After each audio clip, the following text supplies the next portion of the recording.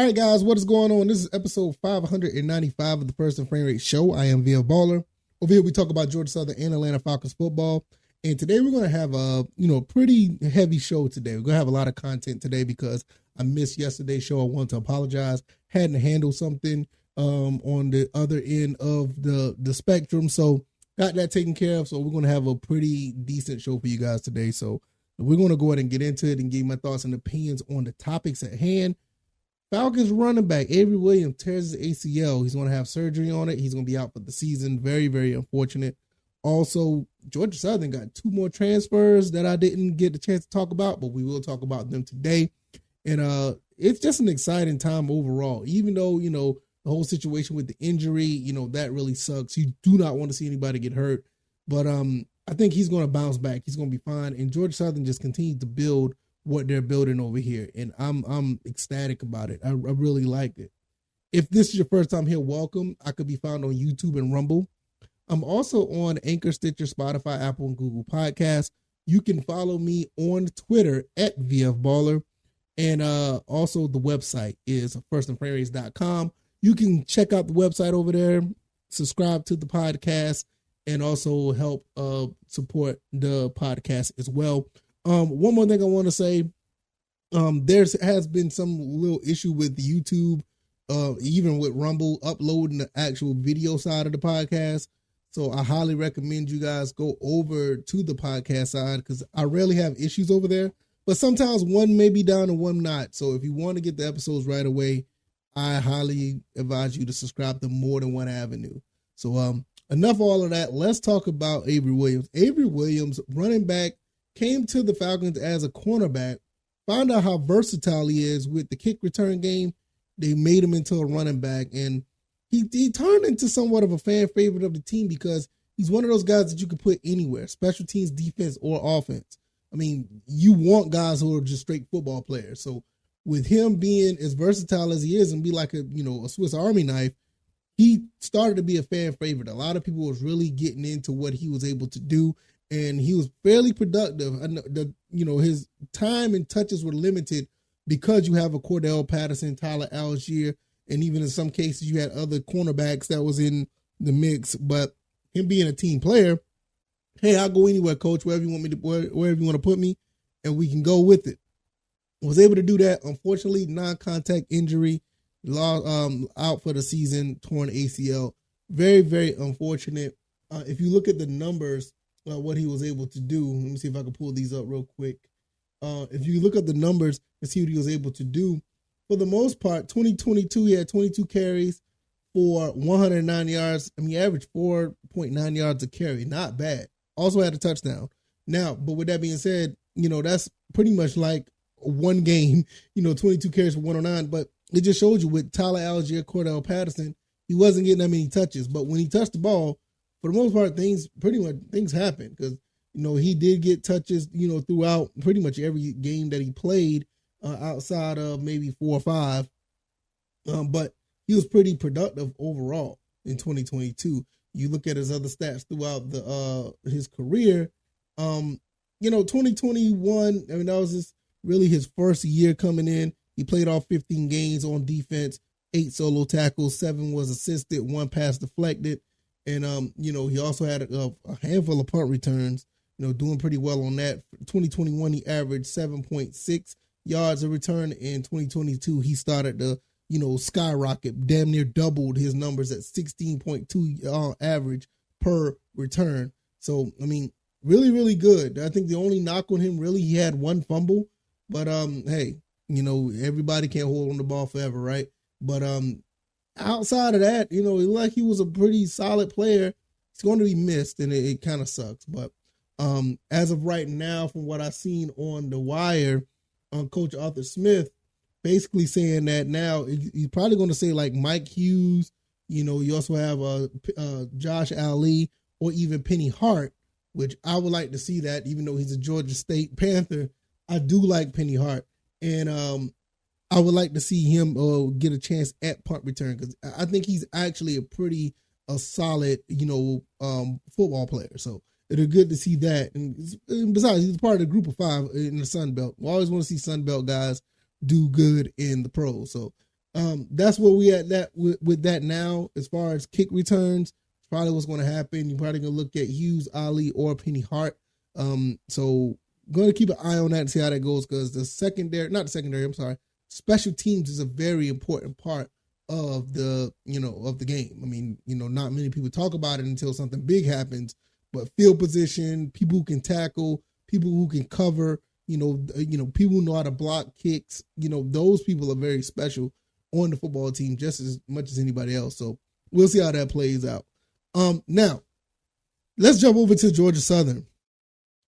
Georgia Southern has two more commits, two more guys that are coming over to Georgia Southern, and they're both on the defensive side. One actually played offensive line and was actually recruited and committed to the University of Georgia. So that's very interesting. So when we look at these two guys that are here, we're going to talk about the guy number 5 first, which is Justin Rhodes out of Durham, North Carolina, 6'2", 270, redshirt junior, transferring from Wingate.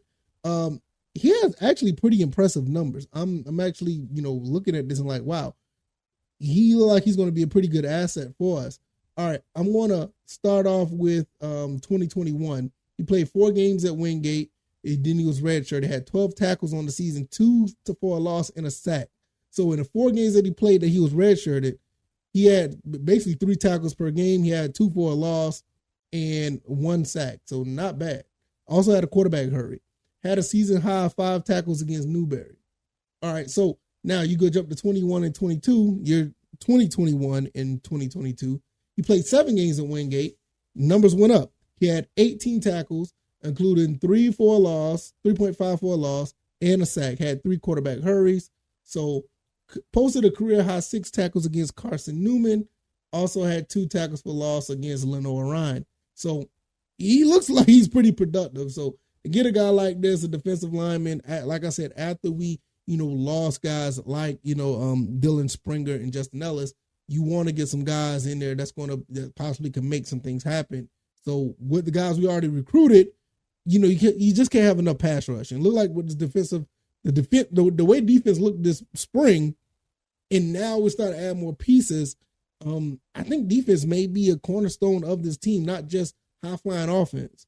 Now, before I finish with Justin Rhodes, I want to talk about this as well. In 2022-2023, now listen to this. In 12 games, his numbers went up again. He had 44 tackles, 10.5 for a loss, and 4 sacks. So 4.5 sack. Had a fumble recovery, 4 quarterback hurries, 2 sacks against Toscom. But he ended up entering the transfer portal in May and enrolled at Georgia Southern. So he basically hopped off the Wingate train and jumped to Georgia Southern. But those 2022, 2023 numbers are pretty impressive. I mean, you do those numbers in the Power 5, you're going to have teams looking at you. Now, I get it. It's a group of 5. We still have, scouts looking at the teams. And I think this is a really good move for Justin Rhodes. He looks really good at what he does. It looks really good based on the numbers. I haven't seen any tape on him.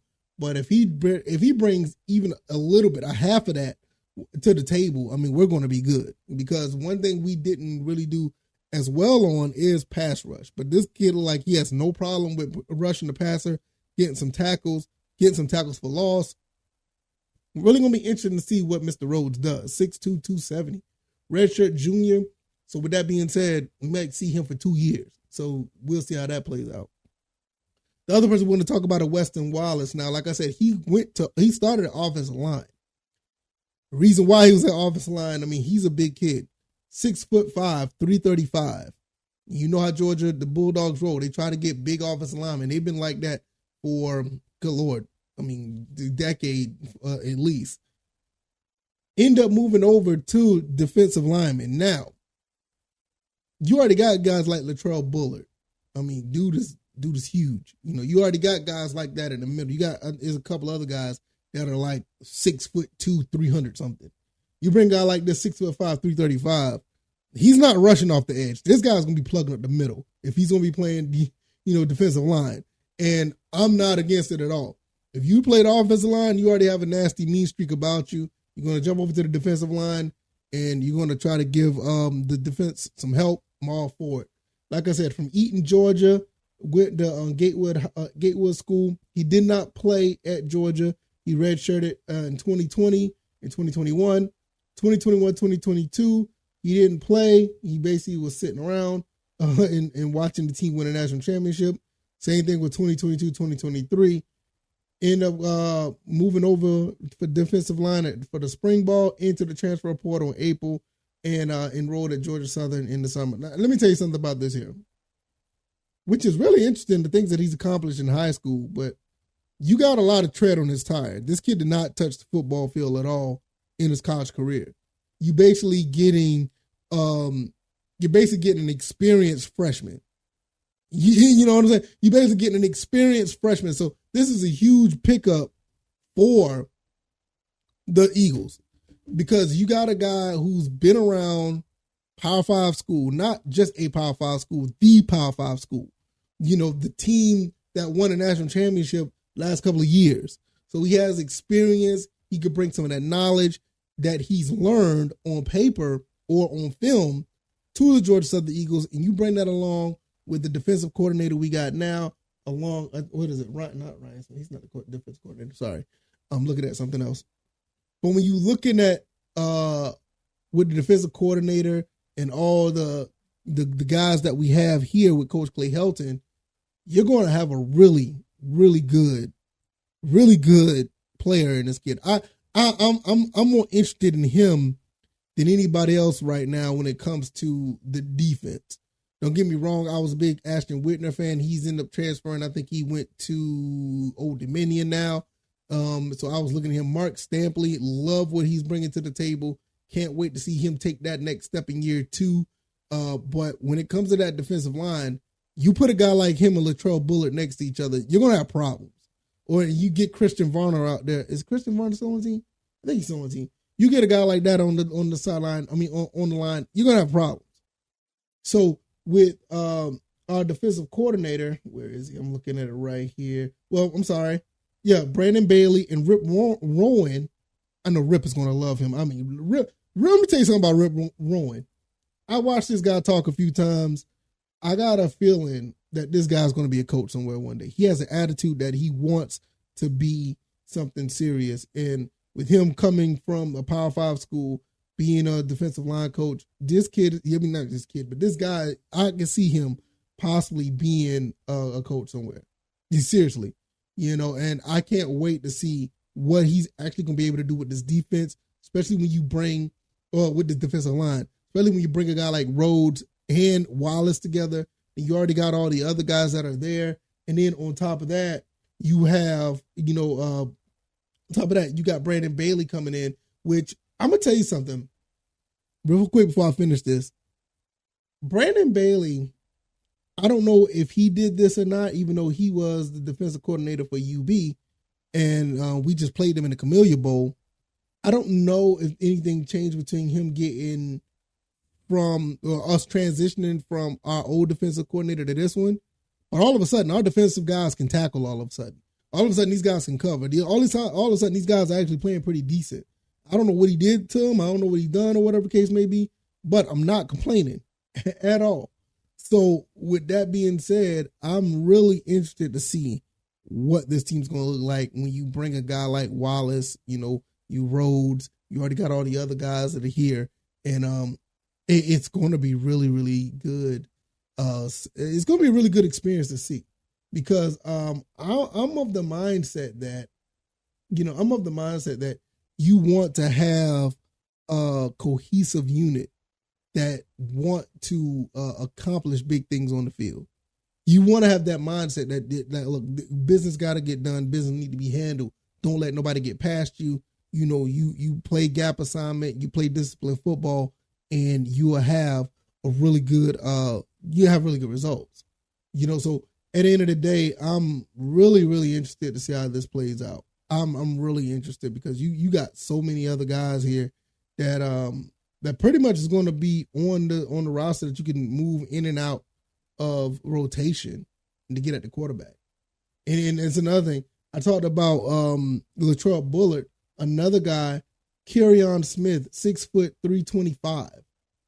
I mean, you got some huge guys on this team That Latrell Bullet, 6'3", 345.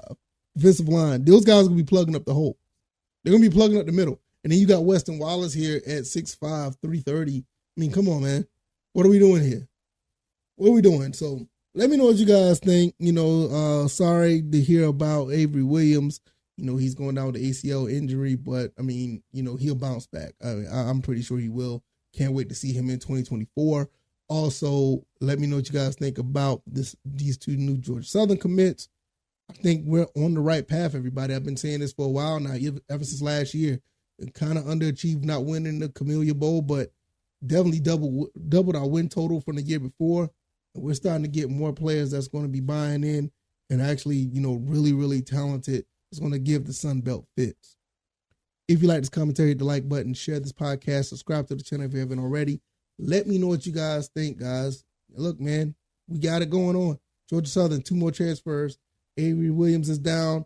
I'm going to see who's going to fill in for that spot. I'm going to get up out of here. We are, as of right now, since this episode is over, we are 4 episodes away from 600 episodes. It's crazy, right? Yeah, man, it's crazy. All right, y'all, I'm going to get out of here. You guys enjoyed the rest of y'all day. I'll see you on the next one. Y'all take it easy and y'all be blessed. Peace.